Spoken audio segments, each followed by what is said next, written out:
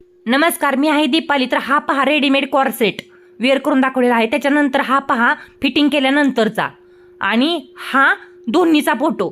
तर यामध्ये किती डिफरन्स आहे. तर फिटिंग कशी परफेक्ट करायची म्हणजे लूज जो कॉर्सेट आणलेला होता त्याला परफेक्ट पद्धतीने फिटिंग कशी करायची. गळ्यामध्ये पण गळा खूप खोल आलेला आहे, बाहीमध्ये पण खूपच लूज आहे, चेस्टमध्ये, कमरेमध्ये, सीटमध्ये सगळीकडेच हा कॉर्सेट पहा लूज येतो. म्हणजे रेडीमेड असल्यावरती आपण तो घरी आणल्यानंतर फिटिंग करतो. तर याला फिटिंग कशी परफेक्ट पद्धतीने करायची ते तुम्हाला दाखवणार आहे. तर पहा 6.25 ते 7 इंच गळा खोल आहे. किती? 7 इंच गळा खोल आहे. तर तो मला कमी कसा करायचा ते पण मी तुम्हाला दाखवणार आहे. तर पहा चेस्टमध्ये हा किती आहे. तर हा 20 इंच भरतो आहे. पहा हा किती भरत आहे, 20 इंच. तर मला हा दोन्ही बाजूने 2-2 3 इंच कमी करायचा आहे. 1.5 ते 2 इंच कमी करायचा आहे. तर इथून पाहतो कमीत कमी 16-17 इंच राहिलं पाहिजे. म्हणजे खूप लूज आहे. तो फिट कसा करायचा ते मी तुम्हाला दाखवते. आपल्याला अंगावरती वेअर केल्यानंतर साईडला एक्स्ट्रा किती राहतं हे समजतं पहा.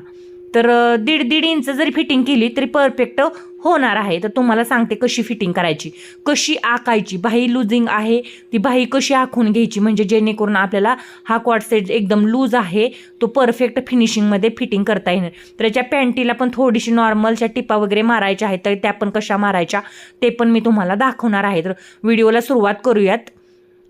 तर व्हिडिओला ऑलरेडी सुरुवात झालेलीच आहे, तरी पण आपण फिटिंग करायला सुरुवात करूयात. तर लाईक आणि सबस्क्राईब लगेचच करून घ्या, कुठेही विसरू नका लाईक सबस्क्राईब करायला.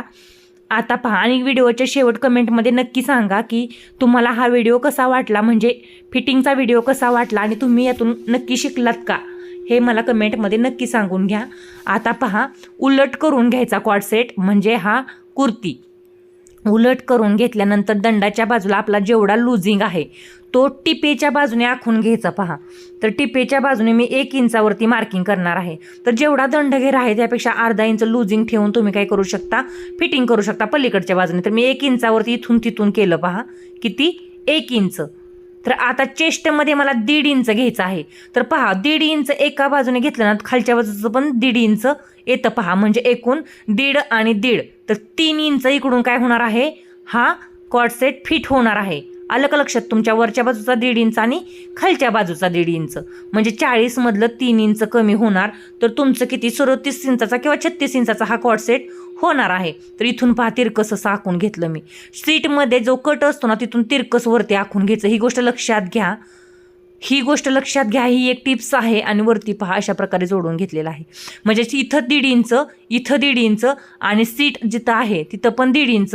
परंतु जिथं कट आहे ना त्या कटपासून तिरकस घ्यायचं पहा. कट आत गेला तरी काही अडचण नाही पहा, परंतु कॉर्डसेट व्यवस्थित फिटिंगमध्ये दिसला पाहिजे. आता पहा इकडच्या बाजूने पण सेम टू सेम जसं पहिल्यांदा फिटिंग करून घेतलेलं आहे तसाच 1 इंचावरती घ्यायचा.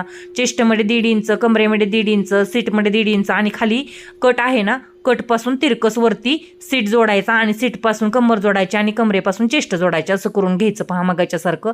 तर आता मी तुम्हाला गळ्याची फिटिंग दाखवते. तर गळा पहा 7 इंच खोल आहे. तर 7 इंच गळा खोल आहे म्हटल्यावरती पहा पुढच्या बाजूने अर्धा इंच आणि मागच्या बाजूने अर्धा इंच एवढ्या मापात मी शोल्डरवरती तुम्हाला याची फिटिंग करून दाखवणार आहे. तर ती कशी करायची पहा. अशा प्रकारे शोल्डर फोल्ड करायचं, मागचं आणि पुढचं सेम सारखं. तर अर्धा इंच एवढं मार्किंग, अर्धा इंच एवढं मार्किंग, अर्धा इंचापेक्षा जास्त करायचं नाही. अर्धा इंचापेक्षा जास्त तुम्ही गळा जर वरती दुमडत गेला तर तुम्हाला सांगते तुमचा ड्रेस हा मधून वरती उचलतो व साईडवरून काय होतो, खाली जातो. म्हणजे आपले साईड पार्ट असतात तिकडून खाली जातो आणि शोल्डर असतं ते वरती उचलतं आणि ड्रेसचा लुक खराब होतो. तर फक्त अर्धा इंच शोल्डरमध्ये काय करायचं, फिटिंग करायची. मी अर्धा इंच फिटिंग तुम्हाला करून दाखवली की कशा प्रकारे बाबा ही फिटिंग होत आहे. आता पहा फिटिंग एका बाजूची शोल्डरची झालेली आहे. तर दुसऱ्या बाजूची पण करून तुम्हाला दाखवते. आणि मी हा विअर करून फोटो काढला होता आणि तो फोटो तुम्ही पाहिला आहे की गळा कसा येतो आहे, बाही कशी येत आहे, शोल्डर कसं येत आहे. आणि त्यानंतर मी हा कॉर्डसेट फिटिंग केल्यानंतरचा पण फोटो तुमच्याशी व्हिडिओच्या अगोदर शेअर केलेला आहे. त्यामुळे संपूर्ण व्हिडिओ पाहिल्यानंतर तुम्हाला यातून काहीतरी शिकायला भेटणारच आहे. पहा अर्धा इंच दुसऱ्या बाजून पण मी काय केलं, शोल्डर जे आहे ते तिरकस असं फिटिंग केलं. जसं आपण ब्लाऊजला टक्स मारतो ना तसा तिरकस करायचा पहा. सरळ घ्यायची नाही ही टीप, एकदम तिरकस घ्यायची. जर सरळ घेतली ना तर प्रॉब्लेम येऊ शकतो. तर सरळ मी घेतली नाही, तिरकस पहा कशी तिरकस साईडला काढली मी. अशा प्रकारे तुम्ही काय करा, तिरकस साईडला काढा. तर पहा गळा आता वरती आलेला आहे. एवढी जरी फिटिंग केली ना तरी कमीत कमी पाऊण इंच, अर्धा इंच फिटिंग केली तरी वरती सरकून वगैरे त्याला जाड भाग असतो पहा शोल्डरवरती, त्यामुळे तो पाऊण इंच तरी कमी होतो गळा. आता पहा कटच्या बाजूने टीप मारायला सुरुवात करायची. ही गोष्ट लक्षात घ्या, फिटिंगची टीप ही कटच्या बाजूने मारायची. आता एक्स्ट्रा धागा आहे तो कोट करून काढायचा. आणि तिरकस पहा आता शीट घेरा, आता थोडासा 4 बोट वरती येतो. आता पहा इथं शीट घेरा आला आपला, तर शीट घेरमध्ये मी 1.5 इंच फिटिंग केलेली आहे. पहा आता थोडंसं वरती आलं अजून 4-5 सेंटीमीटर, 4 सेंटीमीटर 3 सेंटीमीटर. पहा इथं कमर घेरा आला आपला इथं, तर तो पण 1.5 इंच केलेला आहे. तर दोन्ही साईडनं 1.5 म्हणजे 3 इंच कमी झालेला आहे. तर इथून पहा 1.5 इंच आणि बाहीच्या बाजूला मी 1 इंचाची फिटिंग केलेली आहे. पहा कशा प्रकारे फिटिंग केलेली आहे, म्हणजे मी एक टिप घालून दाखवत आहे तुम्हाला.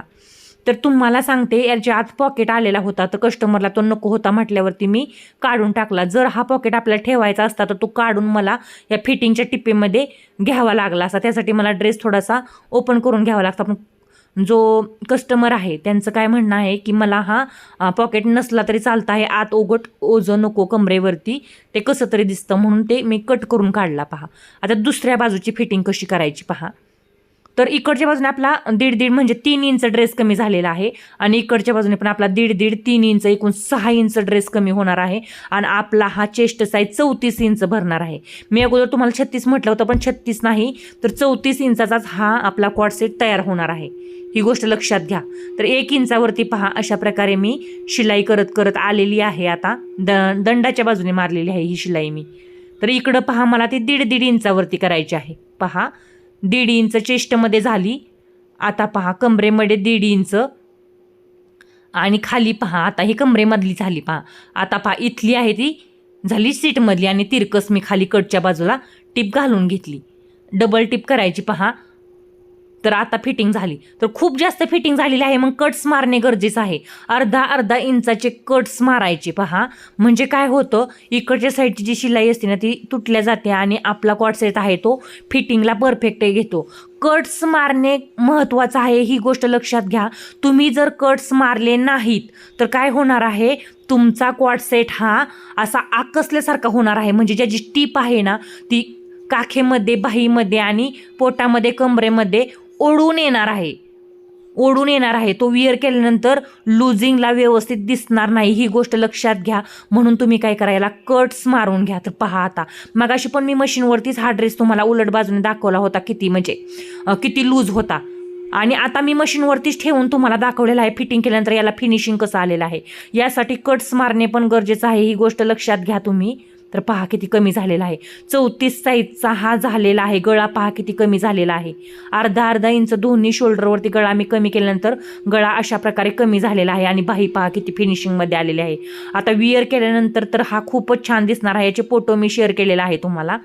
तर पहा हा कॉट सेट जो आहे त्याचा टॉप एकदम फिटिंगमध्ये मी केलेला आहे. तर ही पॅन्ट पहा, या पॅन्टीला मी आता काय करणार आहे, कमेंटमध्ये नक्की सांगा की तुम्हाला हा कॉट सेट मी फिटिंग केलेला आहे तो कसा वाटला. म्हणजे टॉप एकदम पहिल्यांदा तुम्ही व्हिडिओ पाहिला होता ज्यावेळेस मी तुम्हाला किती लूज आहे 20 इंच, बाही किती लूज आहे, गळा किती लूज आहे 7 इंच दाखवत होते, त्यावेळेचा आणि ह्या वेळेचा किती फरक वाटला आणि फोटोमध्ये पण किती फरक वाटला.